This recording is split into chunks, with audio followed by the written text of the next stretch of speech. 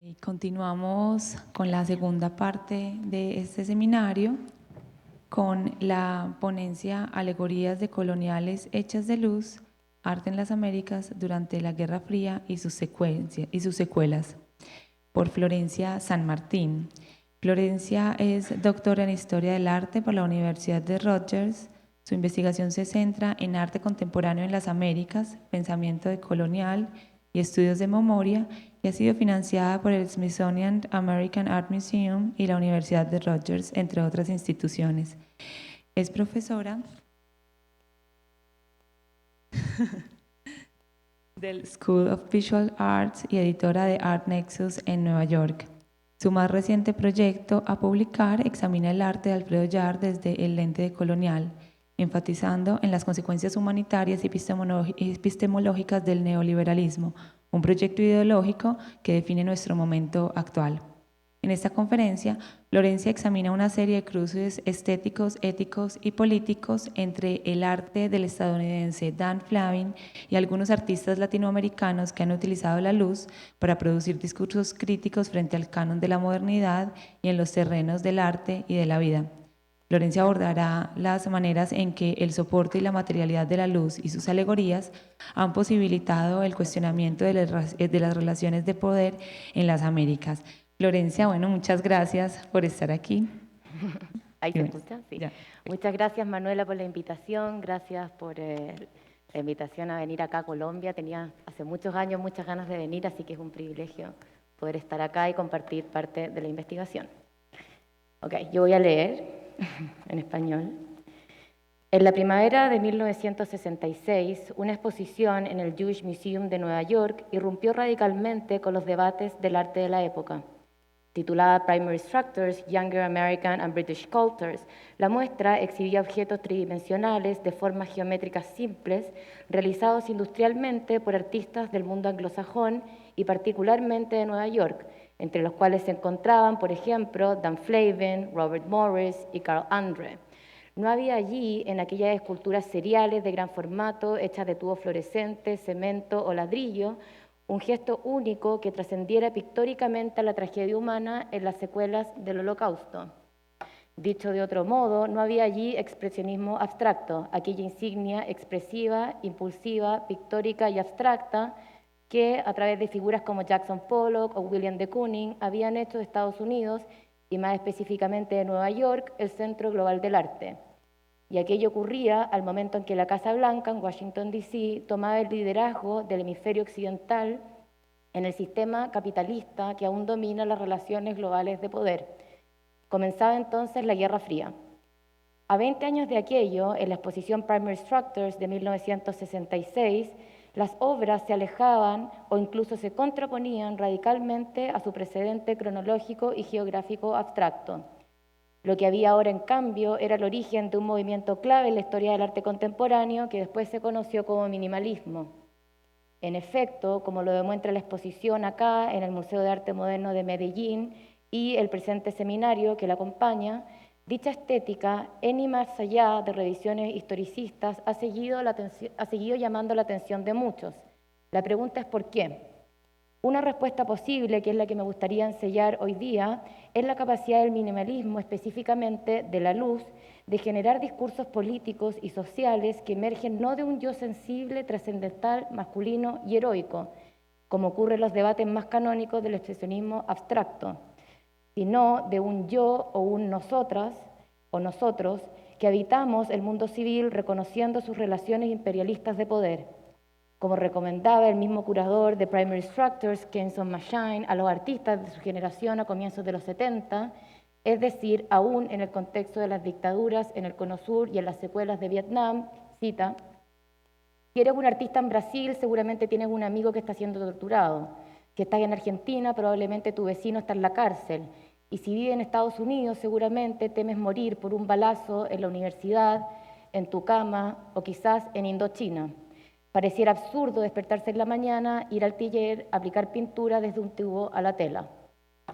En Primary Structures, la coexistencia entre arte y política a la que se refería McShine se visibiliza ejemplarmente, me parece a mí, en el trabajo de Dan Flavin, un memorial realizado a través de luz.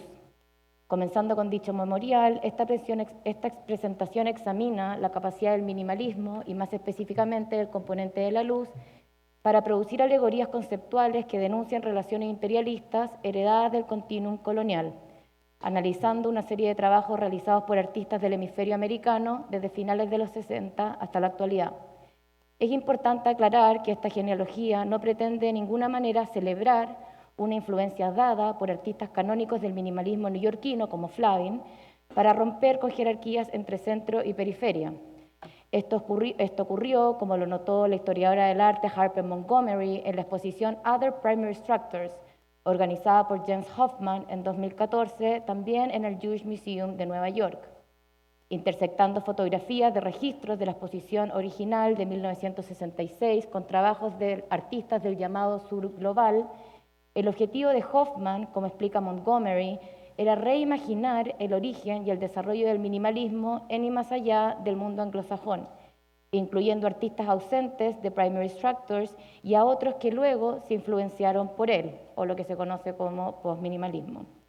Sin embargo, como explica Montgomery en su reseña para CAA Reviews, cita, a pesar del buen esfuerzo de Hoffman de interrogar las relaciones entre centro y periferia, su táctica últimamente reinscribe el modelo de la globalización aceptado muy rápidamente por la autoría de la historia, tratando a los artistas de geografías remotas como descubrimientos e incorporándolos en el mundo del arte neoyorquino.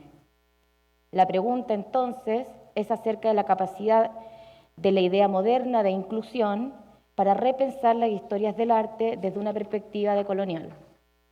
Acordando con Montgomery acerca del problema colonial de pensar el minimalismo en su totalidad como una continuidad que todo lo abraza, es decir, que todo lo descubre y entonces todo lo apropia y todo lo incluye, en lo que sigue ofrecer un análisis comparativo de una genealogía hemisférica, estética y política que nace y se hace de luz.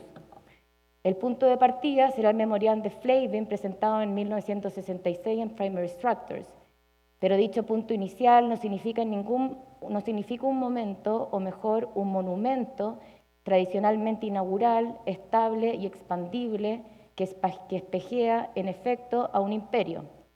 Se trata, en cambio, de un objeto aislado que pretendo reinterpretar en relación con otros, material y estéticamente parecidos y producidos por artistas en las Américas. Para ello me referiré a trabajos más y menos conocidos de artistas como Flavin, Margarita Paxat, Tom Lloyd, Teresa Burga, Iván Navarro, Tábar Strachan y Santiago Reyes Villaveses, y al final de mi presentación, debido a mi conocimiento más específico sobre el trabajo de Alfredo Ollar, analizaré más profundamente algunas obras realizadas con luz de este artista. Instalada en la esquina de una sala, a la altura de la cintura, la obra de Flavin en Primary Structures consistía en 4 tubos fluorescentes que hacían del espacio un ambiente en rojo.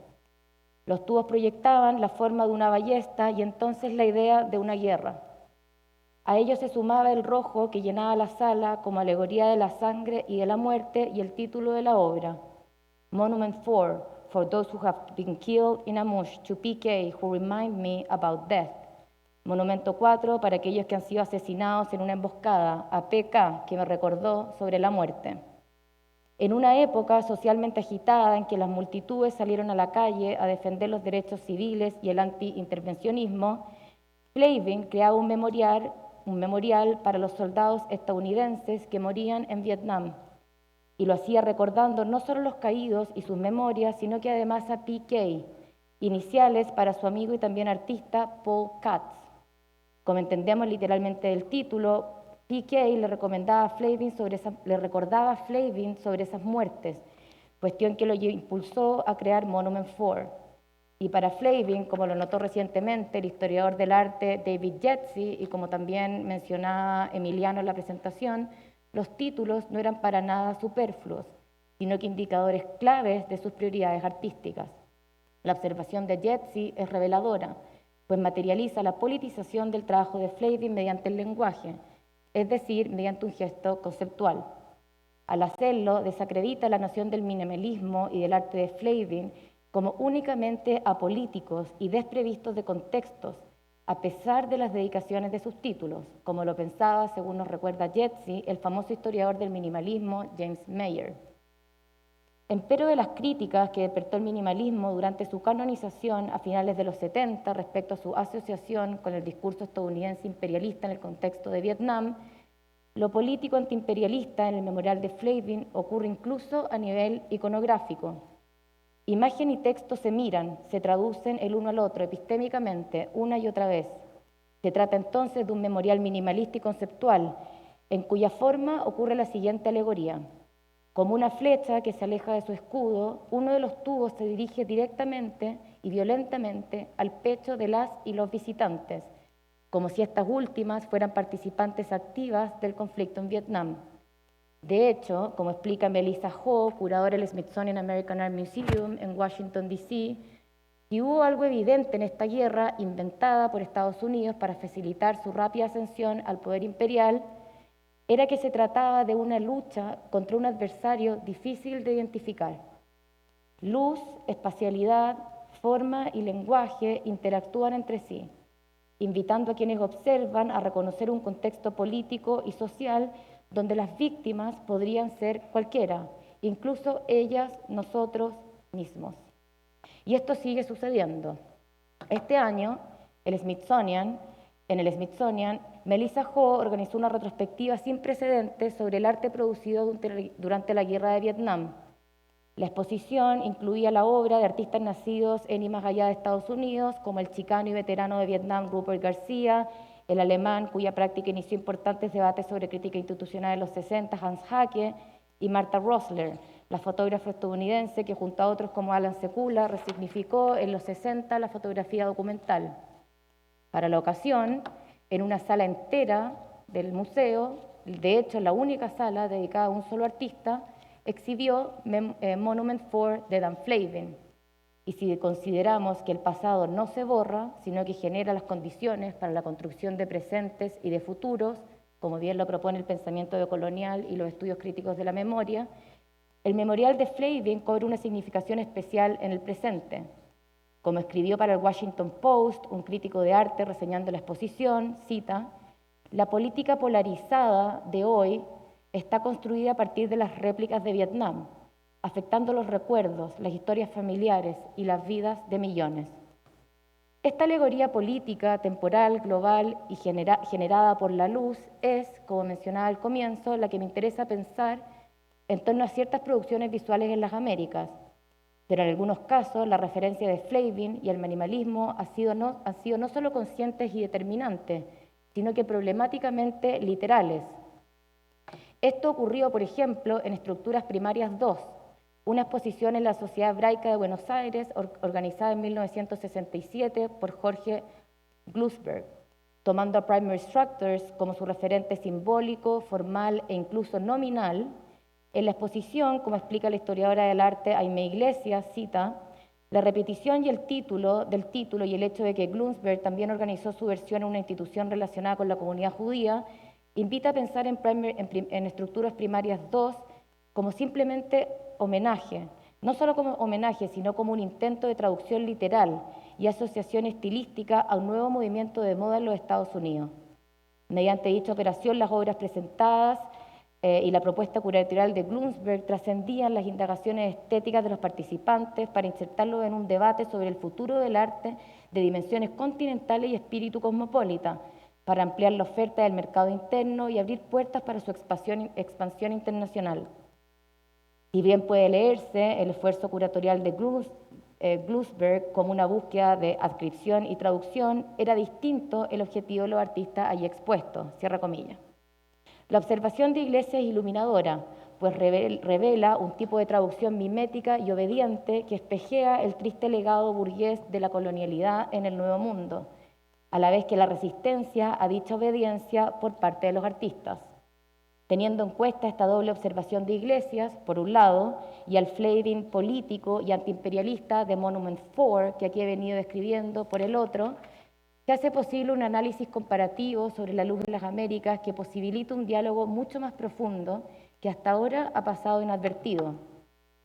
En este diálogo, por ejemplo, está Margarita Paxa, una de las artistas argentinas que participó en Estructuras Primarias 2.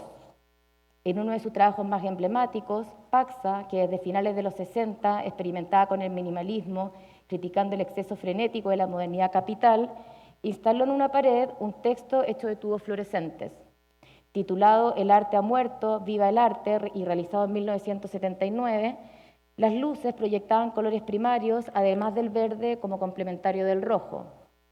Así, la artista nos invita a leer, y siempre en mayúsculas, el arte en amarillo, viva el arte en verde y rojo, y ha muerto en azul.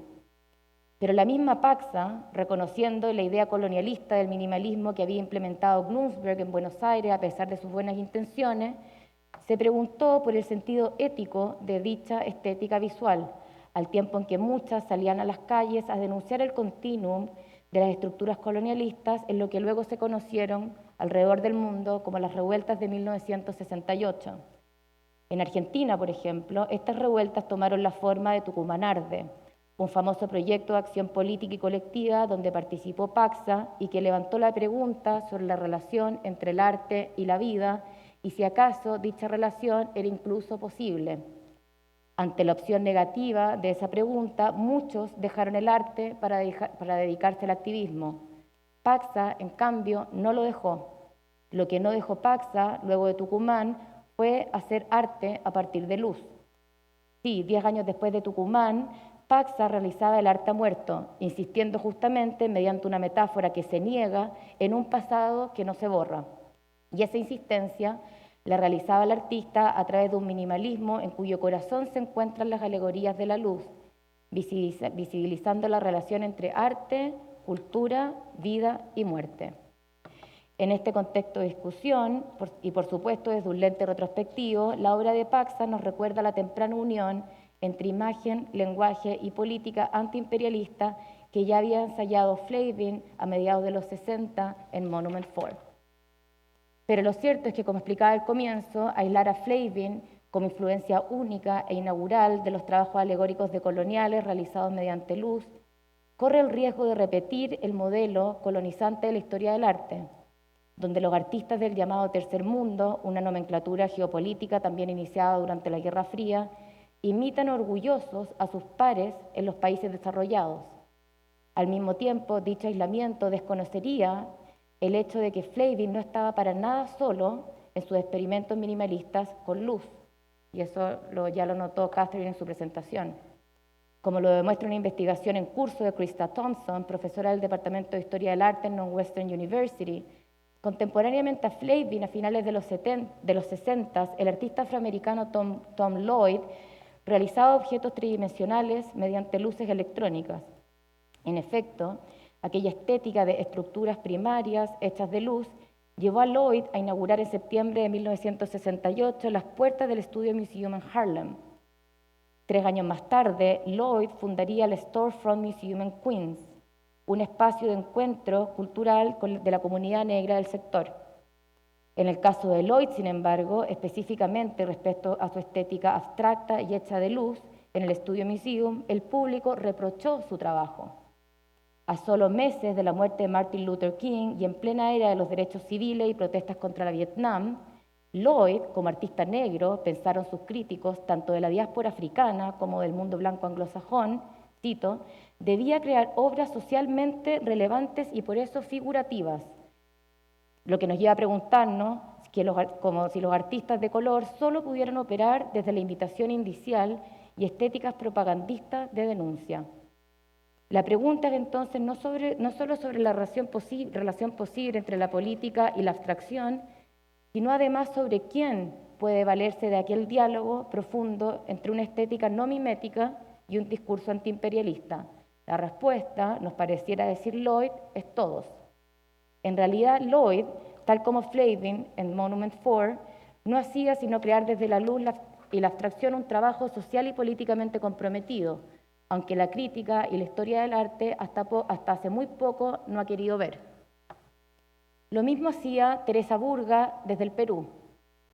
Habiéndose formado en el Art Institute de Chicago durante la era de los derechos civiles, Burga volvía a su país natal consciente de dicho movimiento en conexión con la historia colonial de las Américas, creando un naciente cuerpo de obras donde la luz y los procesos tecnológicos no estaban para nada ausentes. Mirando su trabajo en retrospectiva, podríamos pensar que tampoco estaban ausentes referencias visuales y políticas como Lloyd. pues resulta difícil ignorar las semejanzas de este segundo y Work That Disappears When the Viewers Try to Approach It, de Burga, realizado a solo 2 años de la exposición inaugural de Lloyd en el Studio Museum en Harlem. En el caso de Burga, el influyente crítico peruano Juan Hacha definió su arte como activismo cultural, pues, entre otras cosas, no se trataba de una mera copia de modelos occidentales como el minimalismo apolítico, sino más bien, diríamos ahora, de una conexión que favorece un discurso compartido entre artistas del mundo subdesarrollado y aquellos que piensan y crean en solidaridad con una mentalidad antiimperialista en las Américas. Se trata entonces de activismo cultural decolonial.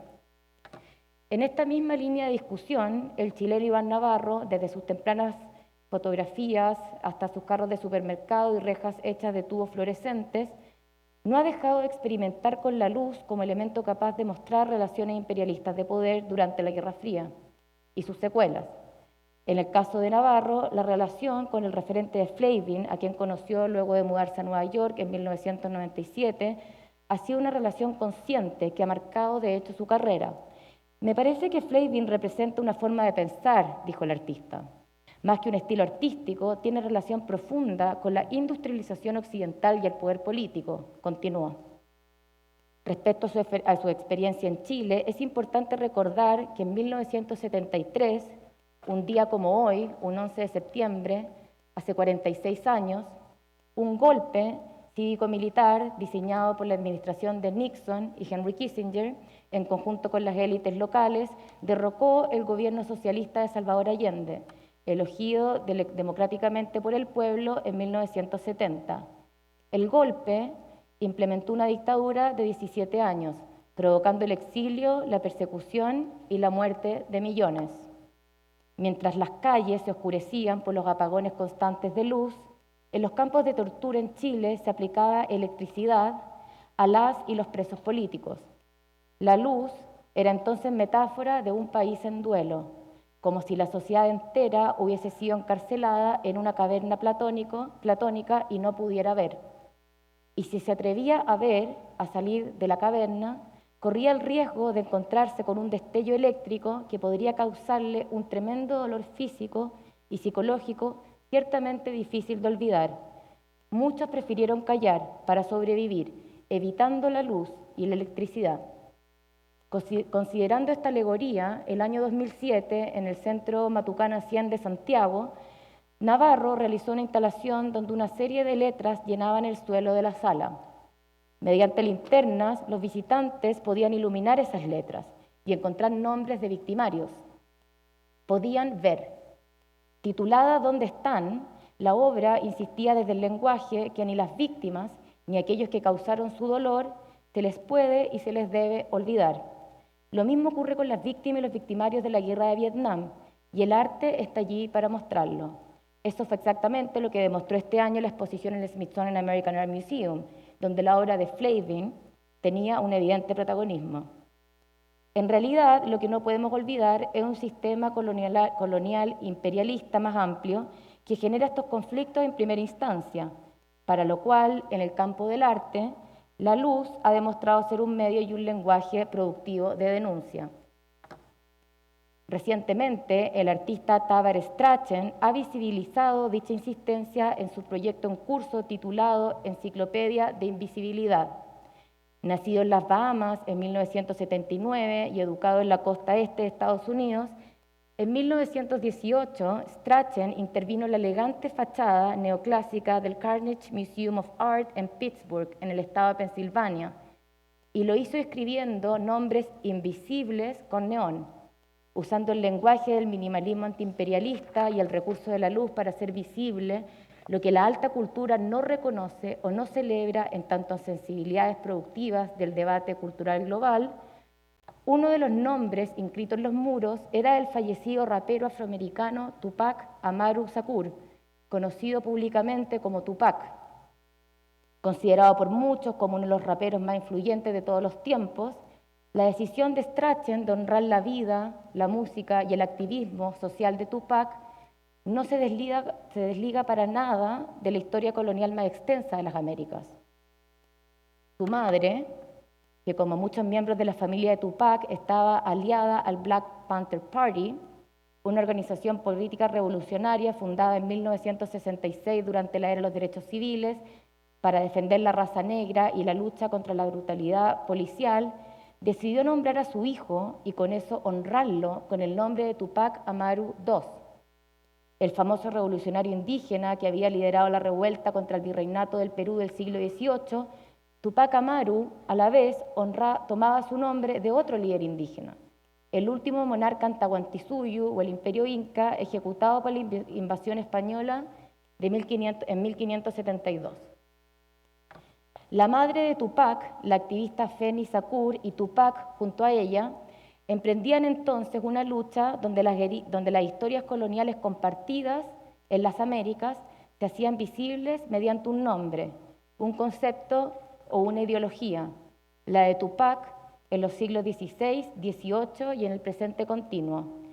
Sí, lo que hoy se llama América, aunque dicha nomenclatura tenga un origen colonial que honra al explorador que mirando las estrellas desde Brasil se dio cuenta del error cartográfico de Colón, no es ni Estados Unidos ni la masa continental que divide los océanos Pacífico del Atlántico, sino un todo geopolítico que va desde Canadá hasta Tierra del Fuego, incluyendo al Caribe de archipiélagos. Hace 500 años, cuando Colón desembarcó en el hemisferio occidental, millones de seres humanos, como Tupac, murieron ejecutados. Otros millones negociaron su existencia, es decir, su identidad en tanto a seres humanos con alma, ese era el debate de la época, mediante la conversión católica. América entonces no se descubría por Europa, sino que, como bien lo aclaró a mediados del siglo XX el historiador mexicano Edmundo O'Gorman, América se inventaba, y frente a dicha diferencia comenzaron a luchar los pueblos y sus gentes, como Tupac II en el siglo XVIII y como el rapero Tupac recientemente. A mediados del siglo XIX, cuando Estados Unidos se apropió de la mitad de México, la lucha se centró no solo en la expansión europea, sino también en el naciente imperio estadounidense, que deseaba, y con éxito, dominar a América desde adentro. Se trataba de un tigre que esperaba silencioso a su presa, como lo describió el político y líder independentista, el cubano José Martí, a finales del siglo XIX, en su famoso manifiesto poético Nuestra América. Y aquella colonialidad al interior del hemisferio, los sociólogos Aníbal Quijano y Manuel Wallerstein llamaron americanidad. La América inventada, entonces, se diferencia radicalmente de la América que se identifica como un nuevo mundo, con aquella que, como lo ponía lúcidamente Harper Montgomery en su crítica sobre Other Primary Structures, sigue siendo descubierta.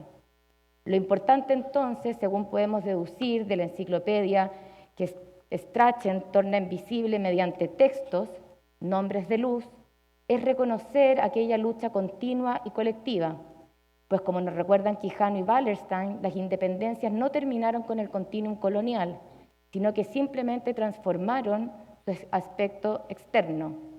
Tampoco lograron terminar con el continuum colonial, las luchas antiimperialistas y las movilizaciones por los derechos civiles en los años 70, es decir, cuando Flavin creó Monument 4.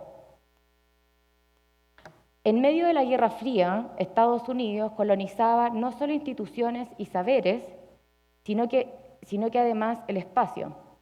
A finales de los 60, Estados Unidos colonizaba la Luna, y luego, a comienzos de los 70, Nixon regalaba piedras lunares a 135 países, entre ellos 50 estados americanos, como gesto amistoso de colaboración.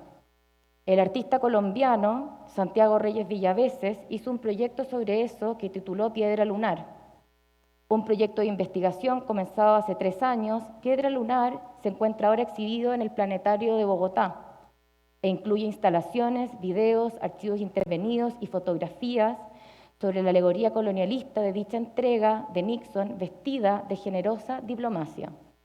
El proyecto incluye además un texto en ruso hecho de neón, de luz, que al español se traduce como veo la tierra. Dicha frase en rojo se proyecta como espejo de una fotografía instalada justo al frente, que muestra la superficie lunar y, más allá de ella, la Tierra, ahora controlada en su totalidad visual. Como ha argumentado la literatura crítica sobre las relaciones intercontinentales en las Américas, el programa de Alianza por el Progreso del presidente Kennedy a comienzos de los 60 no hacía sino revivir las cuestionables buenas intenciones de la iniciativa que en 1933 el presidente Franklin Roosevelt llamó la política del buen vecino. Y esta última, a la vez, no hacía sino continuar con la doctrina Monroe, un tratado fundacional de las relaciones de poderes en las Américas, en cuyo corazón se encontraba la supuesta protección de Estados Unidos hacia el resto del continente, mediante conceptos supuestamente genuinos, pero realmente coloniales, como protección y progreso. Esta nueva historia resignificaba el concepto de América geográficamente, pero dentro del mismo marco de la modernidad. Nace así la idea de América Latina como America's Backyard. América Latina es entonces el patio trasero de Estados Unidos. En 1987, el artista chileno Alfredo Yar creó famosamente una animación sobre aquello que proyectó mediante luces desde una paleta publicitaria en Times Square, el emblemático centro de la efervesciente ciudad de Nueva York, contraponiendo, siempre mediante luz, imágenes del mapa de Estados Unidos, por ejemplo, con negaciones como «esto no es América». Yar, reconociendo el problema de la apropiación de un nombre, de hecho, de un hemisferio en su aspecto más amplio, ha continuado recreando su animación una y otra vez.